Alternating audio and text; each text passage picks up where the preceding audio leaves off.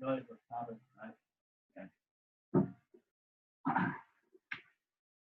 Okay. Hi, Gina. Hope you can hear me well and the sound's okay.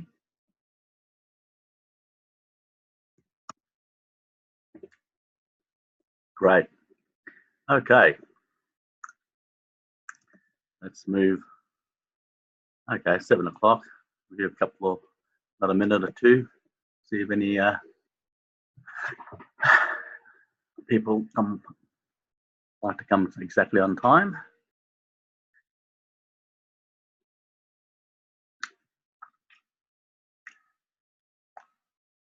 So, okay. I'll start now. Give you the respect of turning up on time. Okay. And Tui, great. Okay. Well, tonight's webinar is pretty much, once again, focusing on tying together the different data windows. Yeah. Okay, so in front of me, you should be seeing just a single chart. Okay, I've just got the M5 up, yeah. Okay, so first thing that probably is hitting your eye is that there seems to be a larger time frame river and a solid yellow future line. Yep. Okay, so so let me just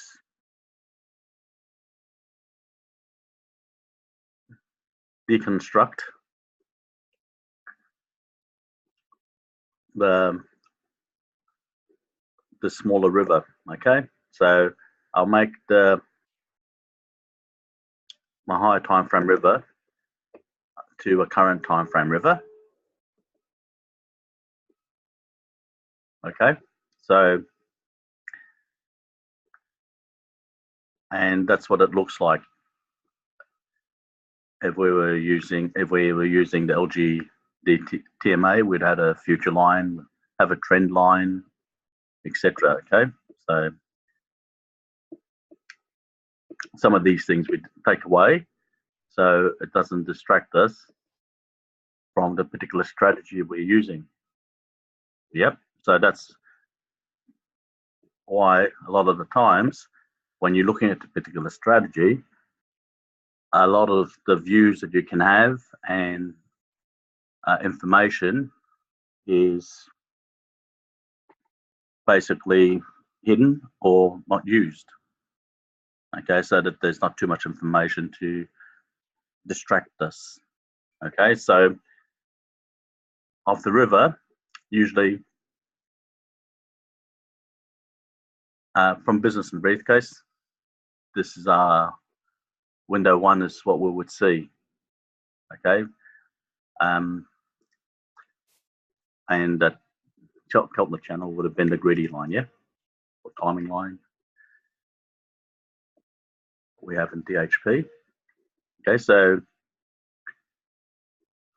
in our DHP or AFPH, we don't use this information because it's a lot of information that, because of the weighting of the assessor and the vertical line trading, the fulcrum, we don't require all that information. Okay, we're just really looking for a direction and a destination. So if I move some of these things away and put some information like a higher time frame river, what we get is a connection with the current time frame with the time frame higher. Okay, so what you're seeing is that when Windows 2 and 5, we're talking about diamonds. Okay, the DT zigzag, you can see when I hover on window 5 or window 2, it says DT zigzag check. Okay, if we go up here,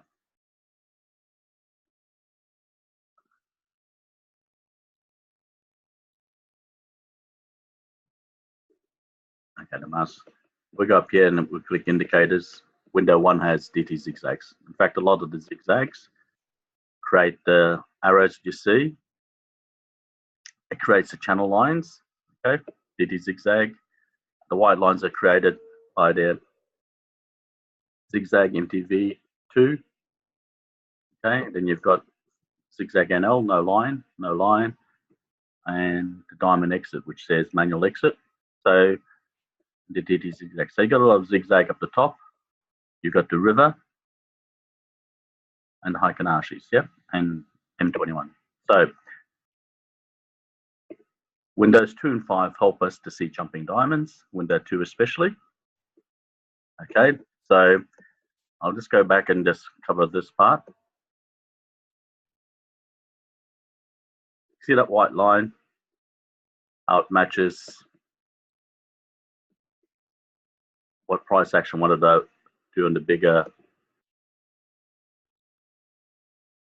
diamond, jumping diamond. Okay, you can see the green shading from M30, the red line from the M15. Okay, so we can see how the diamonds from Windows 2 works. Window 5 is just really mainly the shading of the current time frame and when a white line first appears. Yep, it's not looking for a jumping diamond. Okay, so yeah, you can see the green shading Window 5 starting, and you can see you've got a low. When a current time frame high diamond happens, starts to appear, and a white line joining it appears, we get to again see that the green shading stops and it becomes. Okay, so Window 2 and 5 pretty much highlights that. Now, in this part here, you can see why that there is a jumping diamond. But when you look now at the river with the higher time frame river, which is the M15, gives a representation of the M15 average true range, you can see the price wanted to get as close to the green river bank, and it took a couple of turns, didn't it? Okay, went up, bounced off the yellow future line, which is the center of the high time frame river, retraced, and went back up. Okay, and then it did a bigger retrace or pullback, which created a current time frame high and low, and then went back. Okay, but you can see that the journey started with this low that was outside the higher time frame river, which is the buy zone of the M15, and price here is in the buy zone of the M5. Okay, so because price wanted to get to the other side of the higher time frame, you can see that marries in with our Window 2 shading of a jumping diamond. So it makes it easier for us to go and track the reason why price is jumping and why and how it's represented in the various windows. Okay, so even over here, even though price jumped a few times, okay,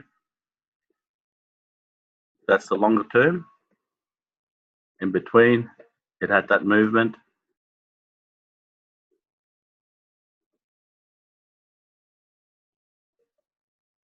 And each time it needed to go up to come back down.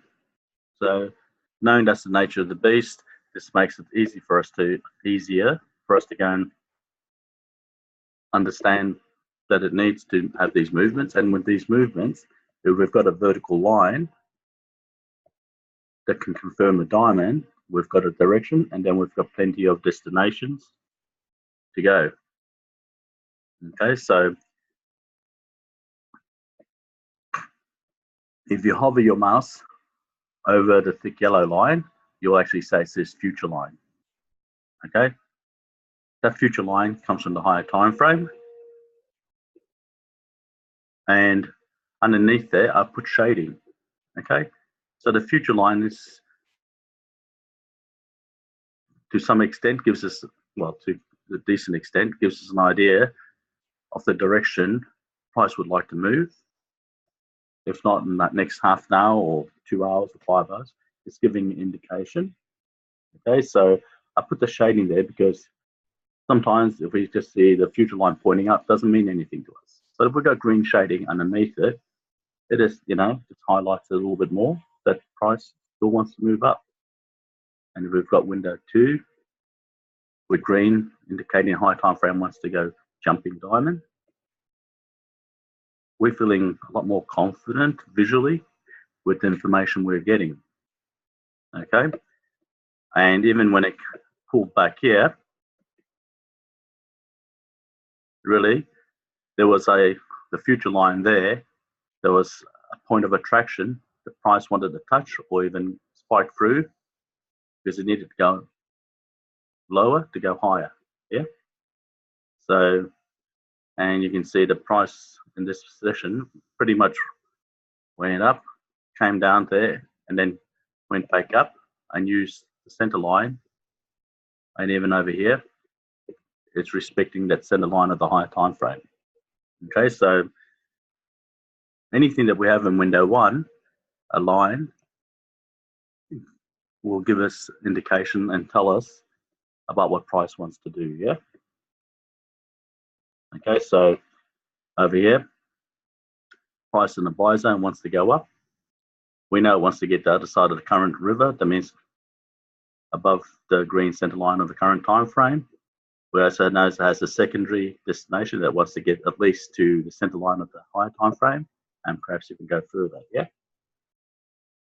So this, with this sort of visual, when we zoom out, there's really not many. In fact, there shouldn't really be too many trades that we actually don't have an expectation that we're actually going to get a profit each time, and we can't see it. Then we just need to either take a screenshot, take different views, post it and ask the question, or just come back another time when we can see it. Okay, so there's various ways of seeing it, and having it that big doesn't really tell us too much. We can still trade it with confirmation, but we do sometimes lose a lot of information. Okay, so now last week I went through window 3 and 4. Okay, because window 3 and 4 is pretty much the orange timing line set up at a high, a typical, and a low. Okay, so which gave us 3 lines. Okay, so that it gave us, and when the orange line was below the green center line, and we're shading windows 3 and 4, pretty much price action is ready in a confirmed up movement, and it's the strongest signal of price is very different in its direction up. Yep. So now that tells us a lot about the orange line and its relationship to the current time frame center line. We don't really have information of the higher time frame center line in relationship from window 1 to what the center line is doing. So by making this window 1 first about to view the higher time frame river and its bias direction and what it wants to achieve, it helps us not only link windows 3 and 4, timing line being below, orange timing line below, green line wants to go up. Okay, the shading here, basically we've got the yellow line and the shading goes below, the white line would be below it. So virtually the white line and the yellow line, or the shading below the future line, is basically like a higher time frame timing line against the center line. Yeah. So when we get green shading, green shading below the future line, it's like our orange timing line below the green center line of the current time frame. So in this area, we've got a lot of strong upward visual signals or confirmations. The price not only wants to get the center line, but actually wants to reach the other riverbank of the higher time frame. Okay, so let me just stop to see if there's any questions, because this is probably the main part where, because there's so much information for us to that's on the menu, we don't know what to choose to start the meal off with. Okay, any of those things that I've pointed out is good to start with, but notice these things generally support each other. Yep. Sorry, this question. Okay. Well, I'm not sure if everybody's got the scaled indicator. Okay, what I mean is there, so I'll actually send it out. Okay, so the TMA slope and scale indicator allows me to put one template, and you can go from 5 minutes to weekly if you want, as opposed to the standard TMA and slope, which I have to choose a time frame. Yeah, and I have to actually time in it. So I have to actually, if I want to go and do time frame height, I'd actually have to go and input a fixed or identify the time frame I wanted to go. Okay, so this, if I use this one, which is the standard one, I would have to create 4 or 5 templates to show the bigger time frame river, which really doesn't suit us, because it's much more useful now to go and just move up and down for the time frame and have the higher time frame river auto correct itself. Okay, so that's the only reason that I'll send this one out. Okay, so it'll be preset because it's scale. It's a TMA and slope that can be adjusted to pretty much a very flexible view of the currency market if I wish to. Okay, so this is what allows, because it's scaled, as we move through the time frame, will scale itself to match whatever time frame the ratio to the time frame that the chart. Okay, as you can see. So the future line and shading is already set in our LGD TMA. Yep. You guys are quite familiar with that. Okay, once again, I'm just not showing the lines that aren't required to get the message. Okay, all right, so sorry, let's have a look, see if there's anything I need to answer more on this. Yep, correct. Okay, so and a lot of times you can't see the high time frame river, so sometimes it's important to just zoom up so you can actually see the bigger flow of it and actually see how window 2 really does reflect the movement and why it's so effective in assisting us in identifying jumping diamonds. And why do we want, just need to go and just reinforce why it's so useful to know that there's a jumping diamond. That means price wants to go higher or low than the previous low or high. Yeah. And we can just take this last little movement over here. Okay, so yeah. So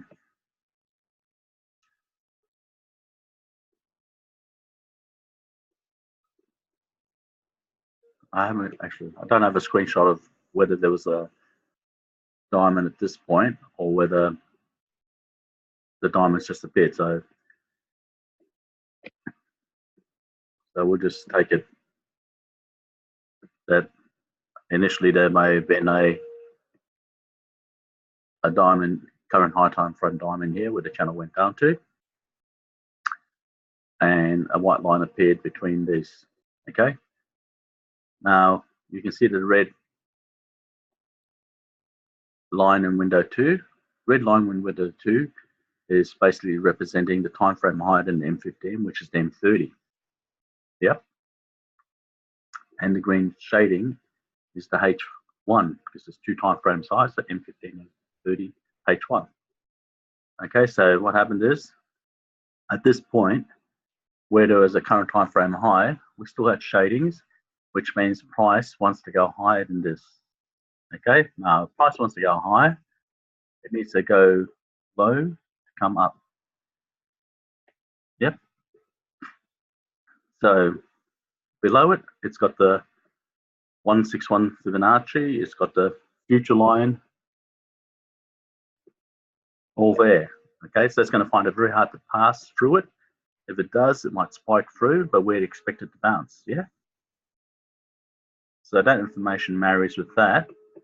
Now, the important thing when there's a jumping diamond is that you already know a minimum take profit. So you know that the previous high, that 100% you're going to get 20 pips, yeah? Okay, so this one's still perhaps in this process, but we take this same information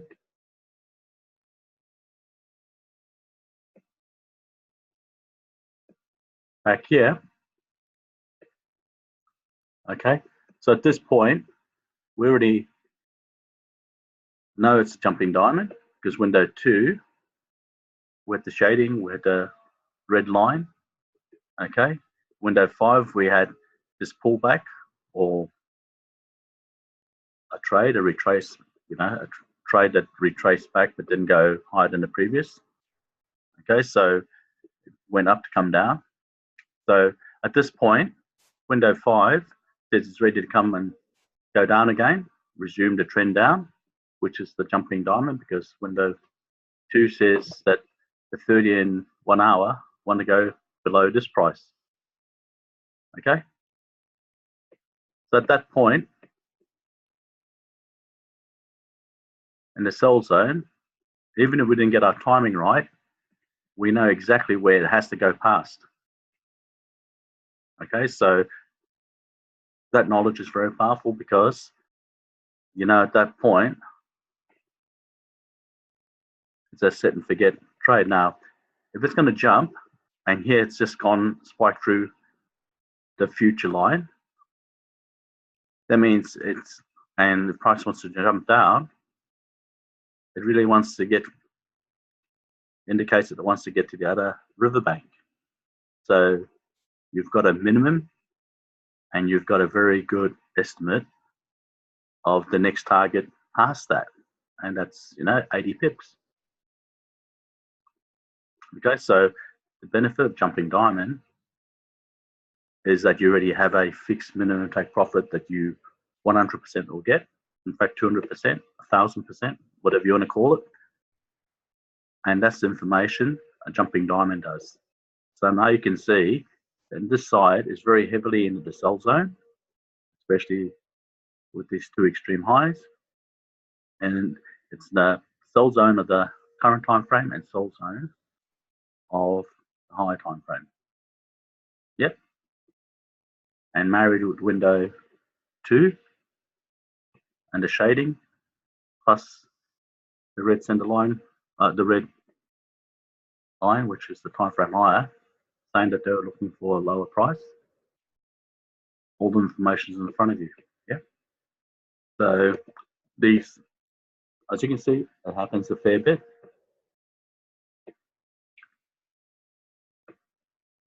Okay. And the market does. This is a 15-minute time frame. Okay, so A lot of times it takes 2 bites. Yeah, it's just moving between the lower riverbank of the higher time frame and its center line. Yeah, but it always follows the same pattern. It's on one side of the riverbank and it's got enough momentum once to get to the other side. Okay, so having that marry up with the current time frame, having the additional windows to reflect that and to support that, there's really no time when we aren't really in charge of a trade. And if at any stage we are, and we did enter, there would have to be a pretty good reason, and that's why we take screenshots. So we do fall for something, and our screenshot will tell exactly how clear we are on the trade. Okay, if you give me a good screenshot, it indicates to me that you understand and you have all the relationships down. It's like shorthand. You don't have to write any words. I can look at the charts and they make sense and they show me what you're looking at. Yeah. If you give me one where you're too zoomed in and things lines are on top of lines and and it's not, and it can show whether there's an indecision in the market and in you. Yeah. But we can't tell that without screenshots. Okay. So a lot of the time here, to some extent, the price was going sideways for a little while, yeah. And then through a couple of bigger candles down. So once again, that would be somebody was in that trade, that would be their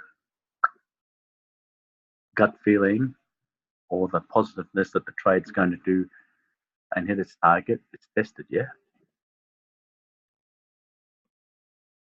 When we zoom out and we have a bigger picture,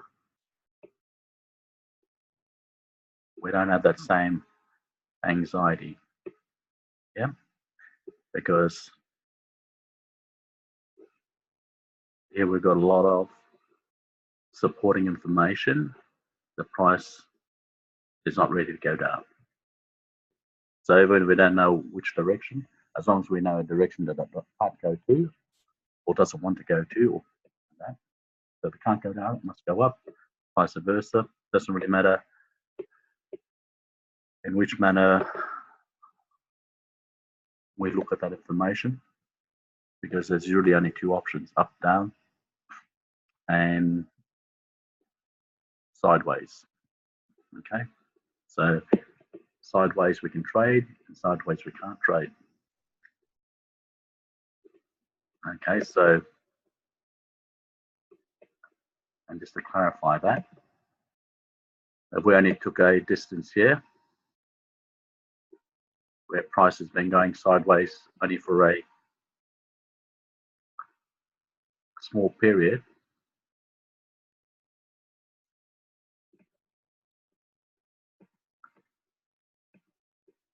which we can be prone to, then we get uncomfortable. Yeah. So I think with this, I believe, and I'm pretty sure with the using it and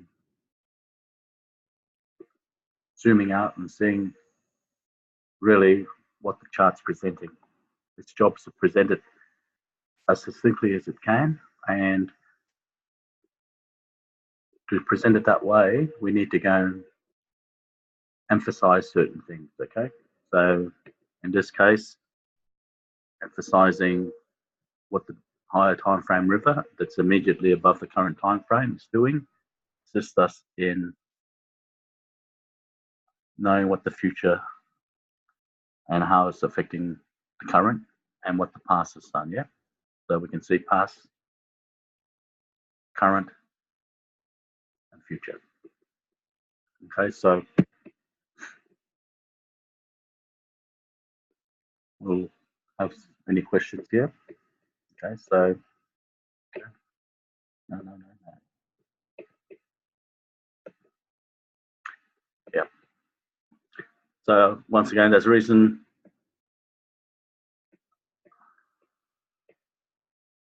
of the feedback of pictures, or if there's no post, then what I assume is that there's not enough information on the screen that you feel confident enough to even go to that state of taking a screenshot.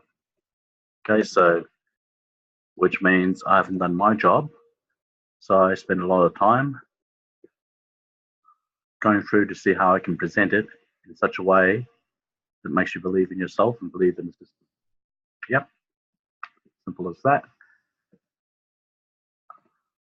And what I'll do is just see how this week goes. But the main thing the main get to is that the trades that really jump out really do look like that. Okay, I've got a quick screenshot provided by, let's see, screenshot.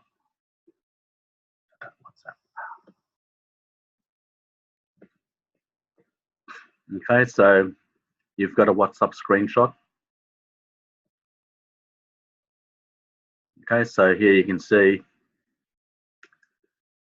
the 5 minute, you've got confirmed vertical blue lines.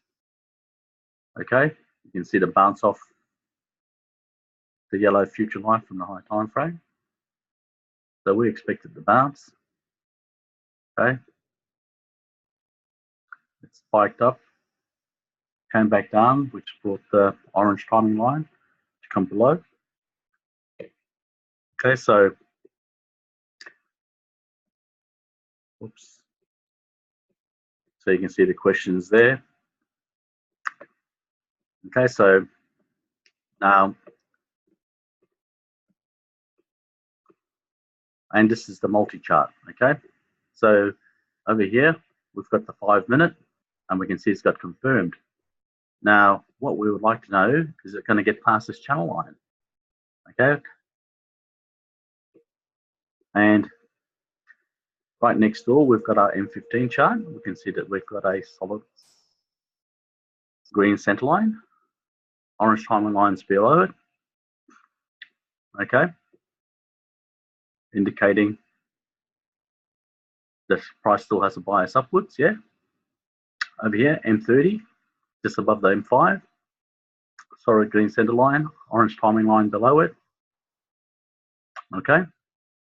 So over here, you can see the Fibonacci, which means the M21 breakout. So minimum, it wants to get the 161 line, and it wants to at least touch the yellow future line.